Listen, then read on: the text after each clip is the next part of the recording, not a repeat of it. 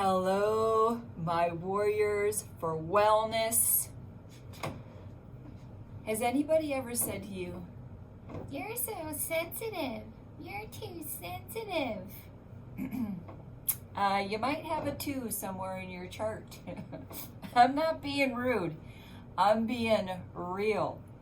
I'm your numerologist, Trisha Gumberg, and we're going to talk about the number 2 today and why it's actually your superpower. Do you know what your superpower is? You've got 30 numbers in your chart, in your numerology chart. You have a lot of superpowers. So let's talk about the number 2. If you add up all the digits of today's date, so if a kid was born today, we know that it is a life path 2. If you add up all the digits, pretend they're single digits. If you're 20 and under, you use both 2s from 2020. If you're younger than 20 years old, make sure you use that 1 and the 9. If you add it together and a 2 appears in that compound digit, please listen. If you add it together and it becomes a 2, please listen. Even if you're a master number 11, if you haven't worked through your sensitivity and understand it as a superpower, please listen, okay? I'll talk more about that and job-related things and career things for you in a minute. But for right now, let's see what the cards say for us today. While I pick a card, do your bobs, your bottom of your belly breaths. Your 2 energy demands it. Deep breathing. That's what my advice is in my book for you. Deep breathing and the color blue. I wore blue just for you, 2s.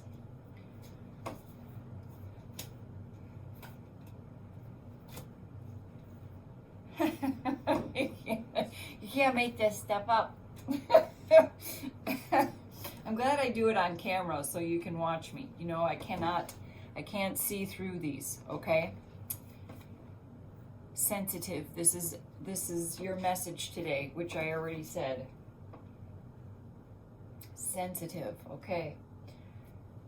From our Ask Your Guides Oracle cards, let's pick a clarifier. And while you're doing your deep breathing and you're thinking about the word sensitive,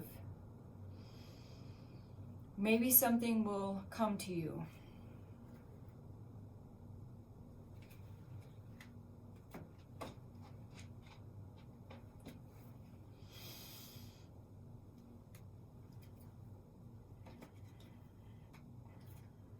You know what's coming to me right now? You need to eat breakfast. Sorry. Oh, that's a good point about being sensitive. Do you know the difference in your body between the sense of hunger and being thirsty? Thirsty is not in your mouth. That's dry and that's past the time of your thirst. So that's a challenge for you. Yesterday I talked to the ones about getting enough sleep. So today I'm talking to you about, do you know the difference between hunger and being thirsty? Loss. Okay. It's a blue card. Blue stars. Let's get some. Look at how nice it matches me. Let's see what this is about. You know, that's the message usually of the number 9, that we have to let things go in order to make room for, other things. And if you haven't made room, then the universe comes along and it feels like it's pulling the rug out from underneath you. And it can feel, like loss, and you have to allow yourself to grieve. So let's, and understand if it's a person that you have to let go of, that that they could come back to you. You know, the butterfly, if you let it go, and if it comes back to you, love it forever, right?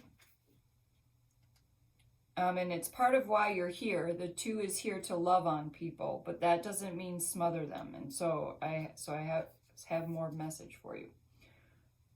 Oh, I'm looking for the number 2. Number 5, excuse me. Are you doing your bottom of your belly breaths? Sorrow, depression, grief, and regret. Okay, so if you really are overwhelmed right now, and overwhelmed, not just a little anxious or a little sad, if you just really can't get yourself, out of it, or, for longer periods of time, then make sure that you seek help. Or if you're finding time with a certain person really elevates you, then spend more time with that person. But yes, seek. And now one of my lessons is stop looking outside of yourself for your answers. But like a constant thing. But what I mean is check with yourself. Is this what I need? Not constantly taking the advice of others and seeking outside yourself, but knowing what you need. Okay. Now let's get to the message of the number 2 as far as jobs and life advice. So first, on the job front, I've been following astrology to, for these big energies and more of a trend. You don't need to follow astrology to know that what's happening right now is going to change our lives forever. It's going to change how we do our work, and it's going to change. There's so many more people. There just simply families that are going to homeschool their kids now. They were forced to do it. They're realizing they're capable of doing it. They might need help in there, here and there. I personally help a family homeschool their kids because I've got some talents, and I've actually homeschooled kids before. And so, just that simple fact, the more people are learning things online. You had no choice. And then you're like, hey, this works for me. Hey, I'm good at this. The 2 is about co-creating. Okay, so our trend, when we look at the astrology, the trend, there's going to, because of your Uranus, I talked about Uranus yesterday. It is about rapid innovation. So it's going to happen like that. And you see, like Zoom, all of a sudden overnight, Zoom had us like, oh my gosh, everybody's coming here. So many of us have been on Zoom for years, and then we've seen what happened, and it's like, well, welcome aboard. And Zoom, and Amazon, it's not taking new customers, okay? Rapid innovation. So it's time. We've got planets in retrograde. Reconsider. It's time to rethink that. That's why I'm offering this extra little bit at the end of my videos for you. And I get excited about it, okay? Rapid innovation. So you've got to take these little bits and pieces. If you're looking for career advice and job ideas, you have to take all these little pieces. So first of all, you're about your sensitivity and your life purpose. So this is Dan Millman. He helped me fall in love with numerology and saying yes to who you are to create magic. That's where I got this from. You are here to clarify the limits of your responsibility and learn to work with others in the spirit of harmony, balance, and mutual support. So you're here to co-create. You're not a one. You're not going to be working by yourself and coming up with weird ideas. You're here to measure things. and weigh them and take this fact and take this and go, let's figure this out together. That's what you're here to do. Now, this first part, clarify the limits of your responsibility. That's made no sense in my brain for a really long time. Okay, here's how it makes sense to me. Only say yes when asked, and only when you love the task.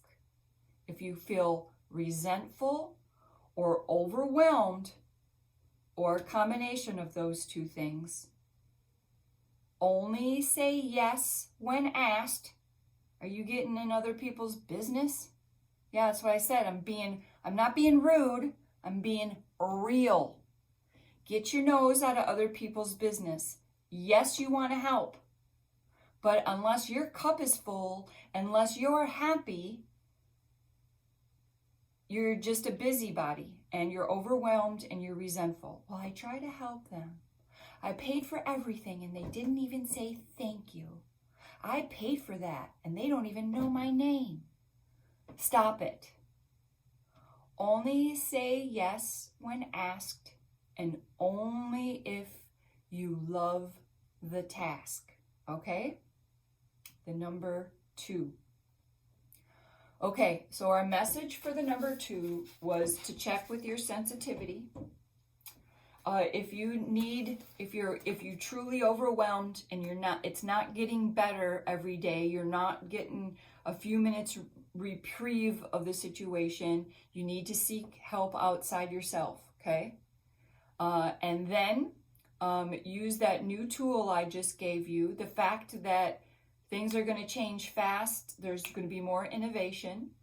And I'm going to bring to you more things about jobs to go along with your reading.